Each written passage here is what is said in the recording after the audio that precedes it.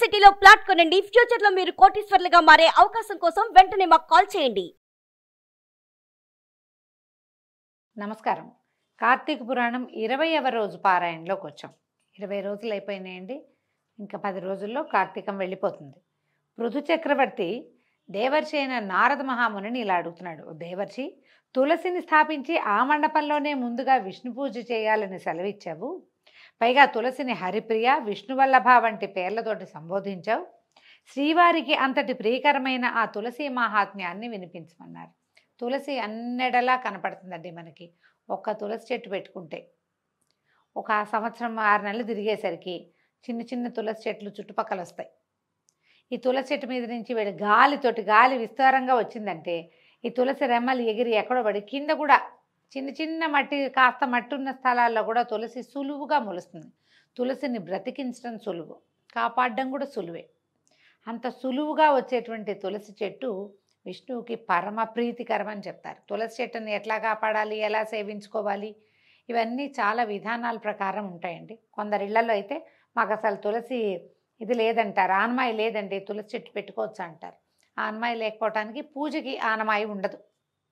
నేను కూడా మాకు తులసి పూజ లేదండి. పురాణ సందర్భంలోనే ఈ మాట చెప్తున్నా. తులసి తోటి పూజిస్తాం మేము.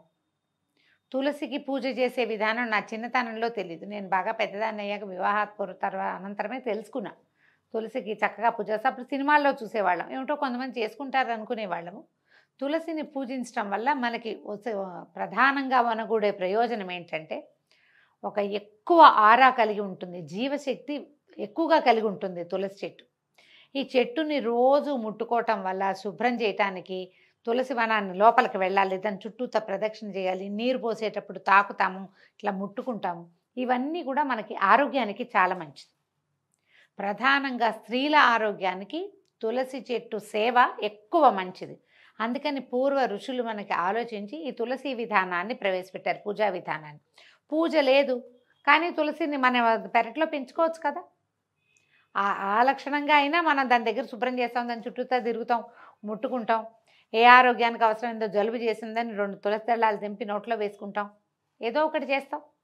ఆనమాయి లేకపోయినా తులసి చెట్లు పెంచుకోవచ్చండి. మనం పరమ పవిత్రగా భావించేటువంటి తులసమ్మ తల్లి గురించి ఇప్పుడు చెప్తున్నారు కథ. నారదుడు చెప్తున్నాడు, శ్రద్ధగా వినురాజా. పూర్వం ఒకసారి ఇంద్రుడు సమస్త దేవతా అప్సర సమేతుడై శివదర్శనార్థం కైలాసానికి వెళ్ళాడట. ఆయన చుట్టూతా మొత్తం నవగ్రహాలు, తర్వాత అప్సరోగణము అంతా మందిమాగదులతో సహా వెళ్ళాడు. వెళ్ళేసరికి ఆ సమయానికి పరమేశ్వరుడు భేతాళ రూపిగా ఉన్నాడట. అయితే భీత మహాదంశ నేత్రాలతోటి మృత్యుభయంకరంగా ఉన్న ఆ స్వరూపంలో ఉన్న ఆయన్ని శివుడుగా గుర్తించలేక ఈశ్వరుడు ఎక్కడున్నాడు, ఏం చేస్తున్నాడు అని ఆయననే ప్రశ్నించాడట ఇంద్రుడు. కానీ ఆ పురుషోత్తముడు జవాబు ఇయ్యలేదు. ఆయన మంచి రౌద్రంతో ఉన్నాడు. నేను శిక్షిస్తున్నాను, ఎవడు రక్షిస్తాడో చూస్తానని ఏం చేశాడట ఇతను, ఇంద్రుడు వజ్రాయుధంతో అతని కంఠసీమ మీద కొట్టాడు, మెడ మీద కొట్టాడట. మెడ కొట్టేసరికల్లా మెడ నల్లబడింది. అక్కడి నుంచి ఏమైంది, ఈ వజ్రాయుధం మాత్రం బూడిదైపోయింది. ఆ ఊరికే గుచ్చుకుని నల్లబడింది తప్పిస్తే అంతకంటే ఏం అవ్వలేదు. వజ్రాయుధం బూడిదైపోయేసరికల్లా అక్కడి నుంచి ఈయన దగ్గరికి వెళ్ళి కొట్టాడు కదా. ఈ కొట్టిన సమయంలో ఆ భీషణ మూర్తి నుంచి ఇలా మంటల్లాగా వచ్చేసినట్టు ఒక తేజస్సు బయటకు వస్తుంది. ఆ తేజస్సు దేవేంద్రుడిని కూడా దగ్ధం చేసేలాగా ఉండటంతో దేవగురువైన బృహస్పతి ఆ భేతాళ స్వరూపం శివుడేనని గ్రహించి ఈ ఇంద్రుడిని వెనక్కి లాగి అతనికి బోధించి, ఈయనే శివుడులాగా తెలుస్తున్నాడు, నీ శక్తిని నిర్వీర్యం చేయగలిగిన వాడు మహాదేవుడే అయి ఉండాలి, నమస్కారం చేయి, ప్రాణ శరణాగతి చేయమని పరిపరి విధాలుగా చెప్పి అతనితోటి నమస్కారం చేయించాడు. తర్వాత ఈ విధంగా శాంతి స్తోత్రం కూడా చేశాడట. బృహస్పతి కృత భేతాళ శాంతి స్తోత్రం. నమోదేవాదిదేవాయ త్ర్యంబకాయ కపర్ధినే త్రిపురఘ్నాయ శర్వాయ నమోంధక నిశూనవే విరూపాయాదిరూపాయ బ్రహ్మరూపాయ శంభవే యజ్ఞ విధ్వంసకర్త్రే వై యజ్ఞానాం ఫలదాయినే కాలాంతకాలకాలాయ కాలభోగిధరాయ చ నమో బ్రహ్మ శిరోహంత్రే బ్రహ్మణ్యాయ నమో నమః అని ఇలాంటి అద్భుతమైన శ్లోకాలతోటి బృహస్పతి ఆ భేతాళ స్వరూపంలో ఉన్న మహాదేవుడిని అనేక విధాలుగా స్తుతించాడు. ఈ విధంగా ప్రార్థించడంతో ఆ మహాభేతాళ స్వరూపంలోంచి సాధారణ శివస్వరూపంలోకి వచ్చినటువంటి పరమేశ్వరుడు లోకనాశకమైన తన త్రినేత్రాగ్నిని ఉపసంహరించేందుకు నిశ్చయించి, బృహస్పతి, నా కోపం నుంచి ఇంద్రుణ్ణి నువ్వు బ్రతికించినందుకు కాదు, ఇక నుంచి నువ్వు జీవ అనే పేరుతోటి ప్రఖ్యాతి పొందుతావు. నీ స్తోత్రం నన్ను ముగ్ధుణ్ణి చేసింది, ఏదైనా వరం కోరుకోమన్నాడు. అంటే అప్పుడు ఆ మాట మీద బృహస్పతి అన్నాడట, పరమేశ్వర, నీకు నిజంగా సంతోషం కలిగితే మళ్ళీ అడుగుతున్నాను, స్తోత్రాల్లో కూడా మమ్మల్ని రక్షించని అడిగాను, ఇప్పుడు కూడా త్రిదివేశుని త్రిలోకాలని కూడా నీ మూడో కంటి మంట నుంచి రక్షించు. ఎందుకంటే ఆయన కోపం వచ్చేసరికి ఆ కంట్లో నుంచి మంట వచ్చేస్తుంది. నీ పాలాగ్ని జ్వాలల్ని శాంతింపజెయ్యి, ఇదే నా కోరిక మహాదేవ అని అనేక విధాలుగా ప్రార్థించేసరికి పరమేశ్వరుడు సంతోషించి, వాచస్పతి, నా మూడో కంటి నుంచి వెలువరించిన అగ్ని వెనక్కి తీసుకోదగింది కాదని తెలుసుకో. అయినా నీ ప్రార్థనని మన్నించి ఈ అగ్ని లోకదహనం చేయకుండా ఉండేందుకు గాను సముద్రంలోకి చిమ్మేస్తున్నాను. అంటే ఎప్పుడైతే ఇంద్రుడు ఈయన్ని దెబ్బ కొట్టాడో ఆయన త్రినేత్రం తెరుచుకుంది. నేత్రంలో నుంచి ఒక మంట, అగ్ని జ్వాల బయటకు వచ్చింది. బృహస్పతి అనేక విధాలుగా స్తుతించి స్వామి అయ్యవారిని ప్రసన్నం చేసుకుంటే ఆ బయటికి వచ్చిన మంట ఇంకా ఎక్కడికి వెళ్ళాలి, అలా జ్వాల వెలువడుతోందనమాట. ఆయన కన్ను మూసి, మూడవ కన్ను త్రినేత్రాన్ని మూసేసి ఈ అగ్ని జ్వాలని సముద్రంలోకి నెట్టేశాడట. నెట్టేస్తే అలాగే చేసేసరికి ఆ అగ్ని గంగాసాగర సంగమాన పడి బాలక రూపాన్ని ధరించింది. సముద్రంలో పడితే ఏమయ్యేదో నదీ సాగర సంగమంలో పడేసరికి సంగమంలో ప్రాణులు పుడతాయి కదా, మనకు కూడా అంతే, సంగమం వల్లే సంగంతో ప్రాణులు పుడతాయి. ఈ నదీ సాగర సంగమం అంటే స్త్రీ పురుష సంగమం లాంటిదే అది. ఆ సంగమంలో ఎప్పుడైతే ఈ అగ్ని జ్వాల వెళ్ళి పడిందో అదొక బాలక రూపాన్ని ధరించిందట. పుడుతూనే ఏడ్చిందట. ఎట్లాంటి ఏడుపు అంటే అది ఆ రోదన ధ్వనికి స్వర్గాది సత్యలోక పర్యంతము, స్వర్గంతో పాటు సత్యలోకం దాకా అంటే బ్రహ్మదేలోకం దాకా కూడా చెవుడు వచ్చేసింది, చెవులు దిబ్బళ్ళేసేసినట్ట ఆ ఏడుపు శబ్దానికి. ఆ రోదన ధ్వని విన్న బ్రహ్మ పరుగు పరుగున సముద్రుడి దగ్గరికి వచ్చి ఈ అద్భుత శిశువు ఎవరి పుత్రుడని సముద్రుడిని అడిగేసరికి సముద్రుడు ఆయనకి నమస్కరించి, గంగా సంగమంలో జన్మించాడు కనుక ఇతను నా కుమారుడే, మరి వీడికి జాతకర్మాది సంస్కారాలు చేయమని కోరాడట. మా సంగమంలో పుట్టాడు కాబట్టి, పైనుంచి వచ్చినా కూడా మన వల్ల జన్మించాడు కాబట్టి వీడు మా పుత్రుడేనని సముద్రుడు ఒప్పుకున్నాడు. ఒప్పుకుని వీడికి జాతకర్మలు చేయమంటే ఈ పిల్లవాడు చంటివాడు, అది పుట్టిన పిల్లవాడట. బ్రహ్మదేవుడు గడ్డాన్ని పట్టుకుని ఊగటం మొదలుపెట్టేట. గడ్డం పట్టేసుకున్నాడు గట్టిగా. కొంతమంది చంటి పిల్లలు చూడండి, వేళ్ళు పట్టుకుంటారు, వదిలిపెట్టరు, అప్పుడప్పుడు కనపడుతుంది రేర్గా. ఈ పిల్లవాడు మహాబలశాలి అవ్వటం, తను రుద్రాంశ సంభూతుడు అవ్వటం వల్ల అలాంటి తీవ్రమైన ధోరణి ఉందన్నమాట వాడికి. ఆ పట్టుకుని ఊగుతుండే సరికల్ బ్రహ్మదేవుడికి కళ్ళ నీళ్ళ పర్యంతం ఎంత గడ్డం పట్టుకుని వెంట్రుకలు పట్టుకుని లాగితే నొప్పెట్టదు. ఆ ఒకసారి బాధ కలిగి ఆయన కంట్లో ఇంచి ఒక చుక్క నీరు వచ్చిందట.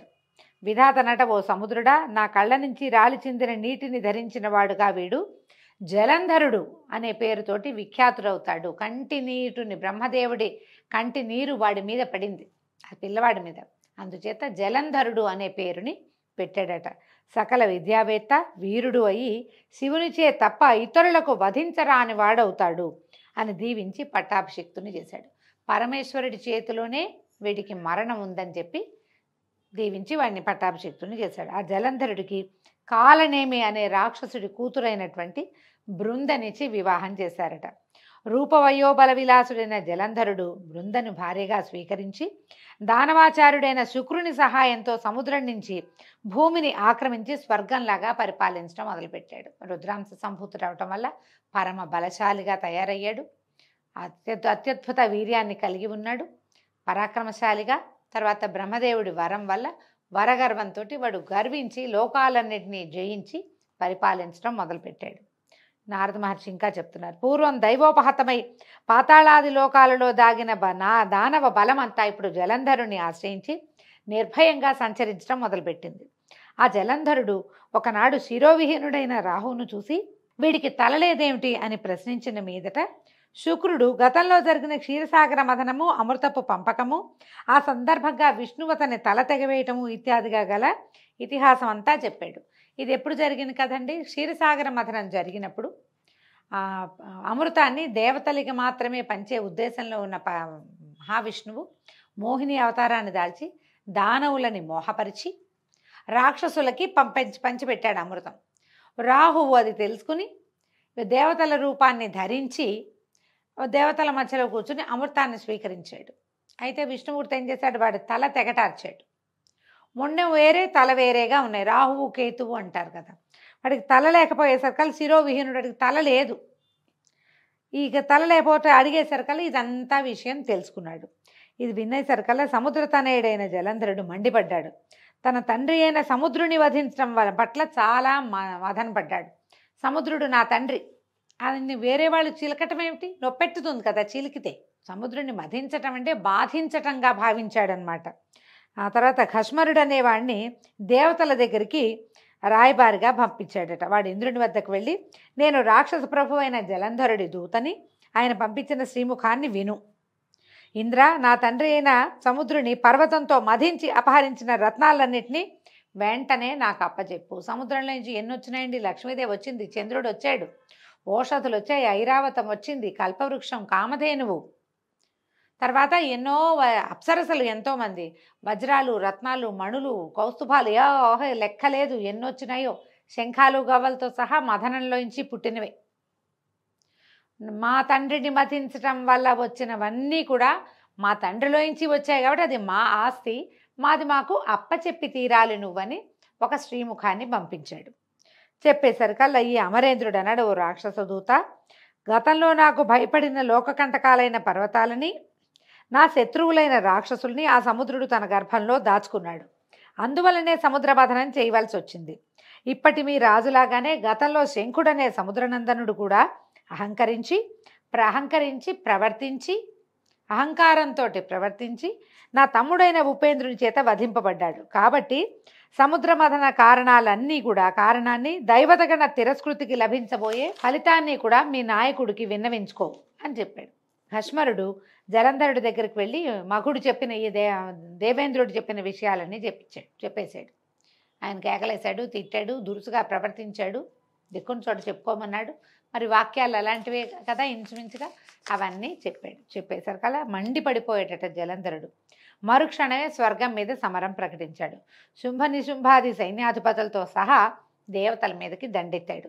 ఉభయ సైన్యాల వారు ముసల పరిఖ బాణ గదాది ఆయుధాలతో పరస్పరము ప్రహరించుకున్నారు. వాళ్ళ దగ్గర ఉన్న అన్ని ఆయుధాలతోటి చచ్చేలా కొట్టుకున్నారు. రథగజ తురగాదిక శవాలతోటి రక్త ప్రవాహాలతోనూ రణరంగం నిండిపోయింది.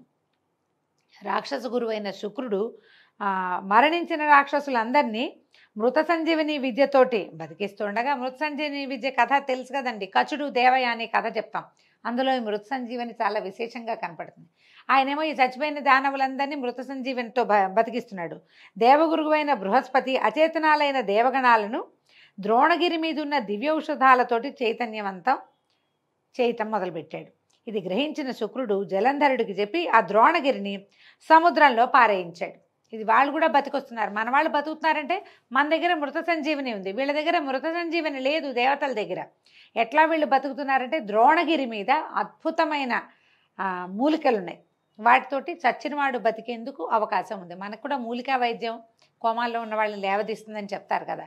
ఎప్పుడైతే ఈ రహస్యాన్ని గ్రహించాడో శుక్రుడు ఇతను జలంధరుడికి చెప్పగానే, జలంధరుడు ఏం చేశాడు, మహాశక్తివంతుడు కదా, ఆ ద్రోణగిరిని ఎత్తి సముద్రంలోకి విసిరేసేసాడు. ఎప్పుడైతే ద్రోణ పర్వతం అదృశ్యమైందో అప్పుడు బృహస్పతి దేవతలను చూసి, ఓ దేవతలారా, ఈ జలంధరుడు ఈశ్వరాంశ సంభూతుడు కాబట్టి మనకు జయింపశక్యం కాకుండా ఉన్నాడు, అందువలన ప్రస్తుతానికి దాక్కుందాము, ఎవరి దారిని వాళ్ళు ఇళ్ళకెళ్ళిపోండి, పారిపోండి అని హెచ్చరించాడు.